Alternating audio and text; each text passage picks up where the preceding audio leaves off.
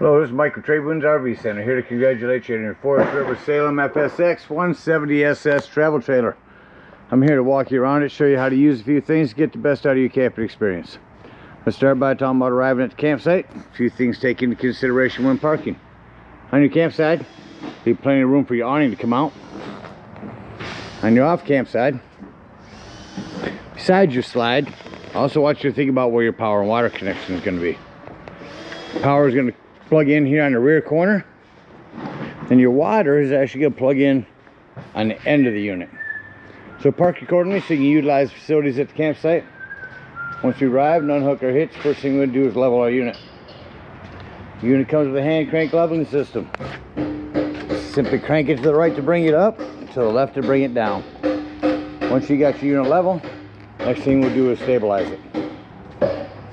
All four corners of your unit has these stabilizing jacks with 3/4 inch hand crank. You can use an impact driver or drill gun. I just recommend you slow down when you get to the bottom, because our unit's already level. All we're trying to do at this point is stabilize it. I'm also going to recommend stabilizing jack pads. Jack pads are going to protect the feet of your stabilizing jacks from dirt and debris and hot blacktop in the summer.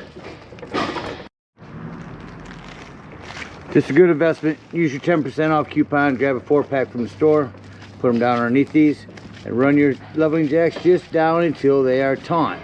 Once it feels like it's going to start lifting the unit, go ahead and stop. Again, our unit's level, we just want to stabilize it. Once you got all four of them down, we can hook up our power and water. Power cord, 30 amp cord, is going to plug in here on the rear. Go in about 11 o'clock here, wiggle that on, then turn it to the right to lock it. Put that black washer on there, that'll lock that in there for you. At the end of that 30 amp, should you need to plug into a 110 somewhere, there's a 30 to 15 amp reducer comes in your convenience pack. Get your power hooked up, let's hook up our water. At campsites, we'll hook up to city water connection. First and foremost, a water pressure regulator. This water pressure regulator is going to reduce water pressure to 40 to 50 psi, protecting the lines in your unit. You don't know what the water pressure is at different campsites, so always use these. Hook that up, hook up your hose. Don't turn your hose on yet. Let's find your hot water heater. Yours is located over here to the left of the entry doorway.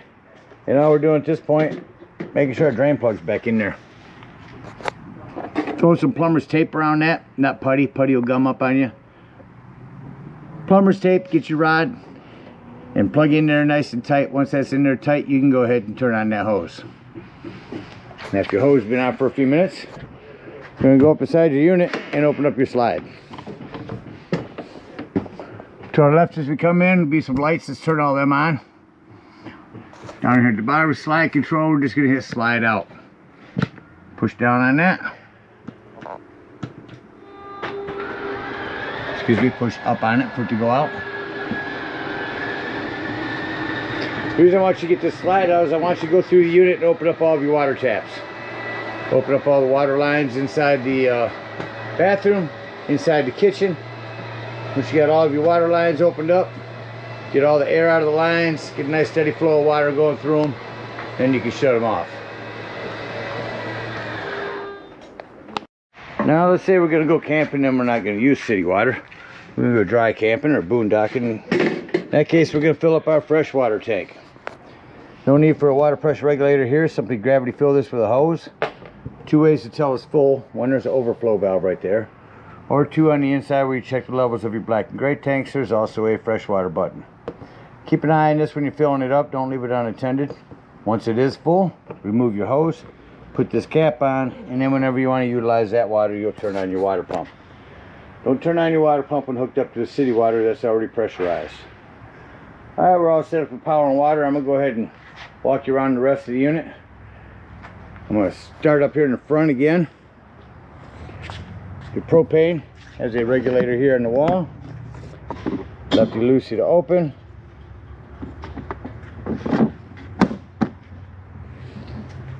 Battery post, check your batteries every now and then, make sure those haven't wiggled loose. Down here is your battery disconnect. That would disconnect all the battery power to the unit. Again, our leveling jacks, little storage here with your hitch work in it. On your slide, they do have a liquid that you can spray on your slide seals to keep them nice and flexible and pliable. Come around the rear of the unit. Underneath your slide will be your black and gray tanks.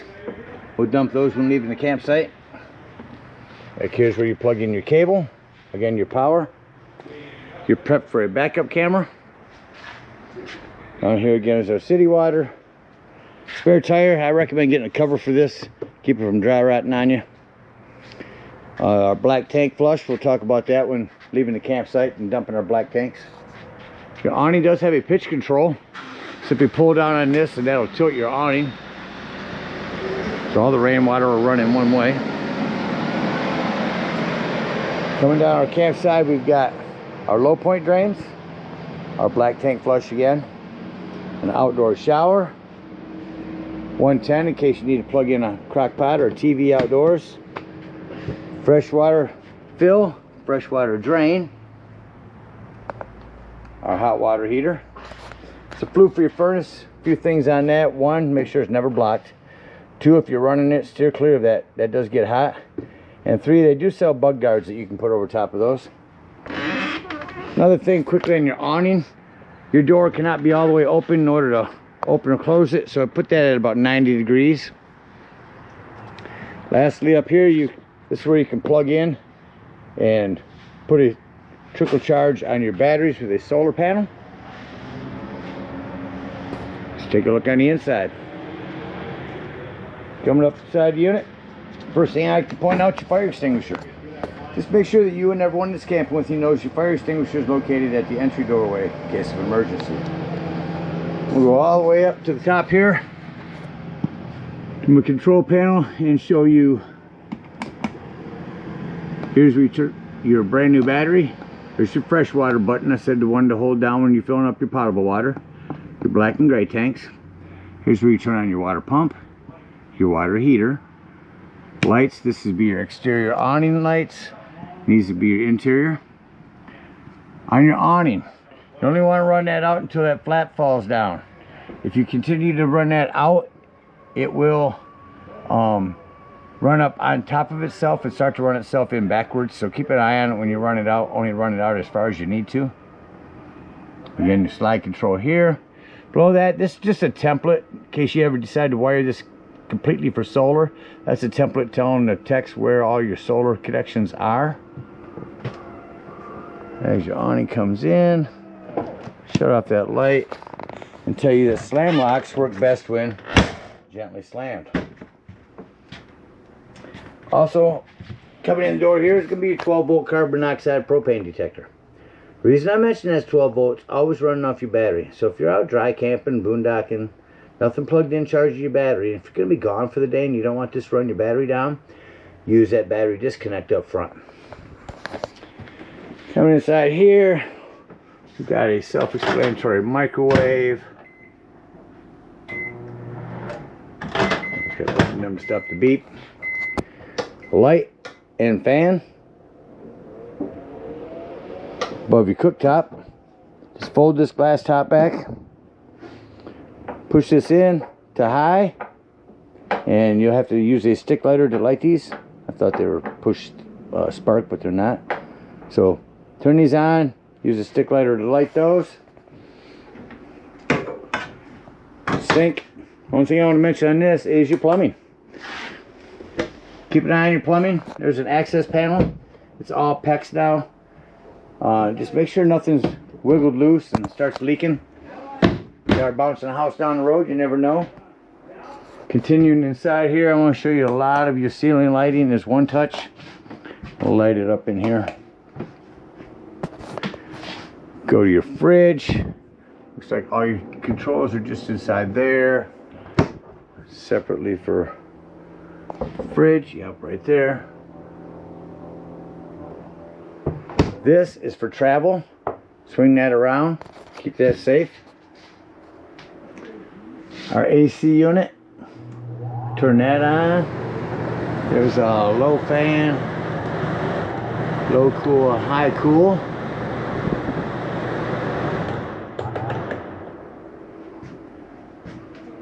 Coming back here in this back wall, down here is going to be your breaker box and fuses. A ton of 15s in there, a 30, a 40. Highly recommend having a handful of those with you when you go camping. Oh, and there is our thermostat. Click the heat on. Hear that kick on over there. Now when I shut that off, you'll notice generally most furnaces, the fans take a few minutes to cycle through before they shut off. Going into our bathroom, we got a 110 with GFCI reset. More plumbing to maintain, just keep an eye on it. You do have a hand crank open power exhaust vent in here. That is an access panel to your plumbing underneath your shower there. Charging port back here. Your table, of course, will lift up off these legs. Set on here. Put the flat cushions on top, gives you another sleeping quarters. Now this is new to me, but let me figure out how this breaks down here. Looks like this sofa will jackknife down, and this folds out for another little sleeping quarters up there. There's the mattress for that. That little one there, you can throw it up on top there.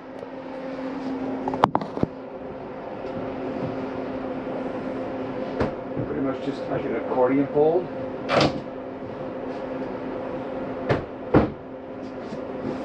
Sofa jackknives back up.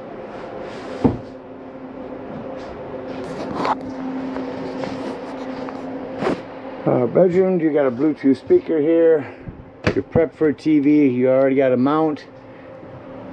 Just make sure if when you arrive at campsites, push this in, they have that green light on. That's your antenna. Digital channel enhancer that'll allow you to pick up more channels. Smoke alarm up here.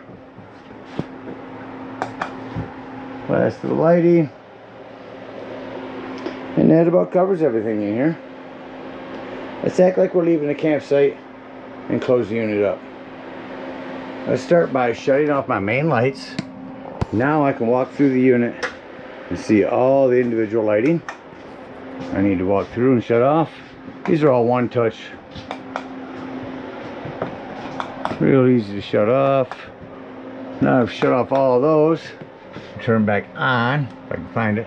I have one living room light here. And say doors and drawers. Walk through the unit, make sure all doors and drawers are closed. Your vent here, we got another hand crank open vent in the living room. Your vent here in the bathroom are closed. Nothing's going to impede our slide from coming in. Come on over here and just hit slide in. Which on this one is you point it down.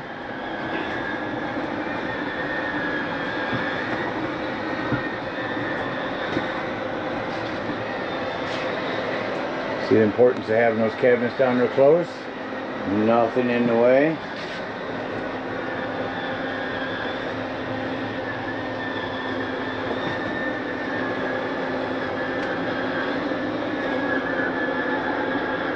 Once our slide's in, shut off our interior lights and exit the unit. Now, biggest thing on these stairs, you want to leave your door all the way open. Otherwise this could catch on it.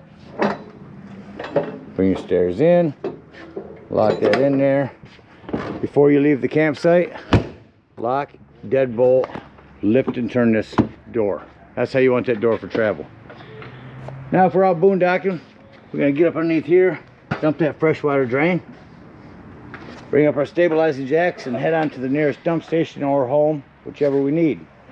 If we're at a campsite, we'll unhook our power, our water, our cable, hook up our hitch and head on up, bring up our stabilizing jacks, hook up our hitch and head on up to the dump station. Let the dump station park accordingly. Your dump's going to be almost at the rear of the unit on your off camp side. That 10-foot hose comes to your convenience pack. Hook that up and pull our black handle. And once it sounds like that's no longer draining, that's going to be your sewage.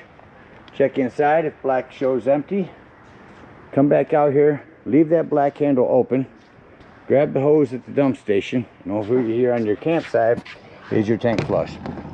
Again, emphasizing leave that black tank open, hook up that hose, let that run for a good 5 minutes.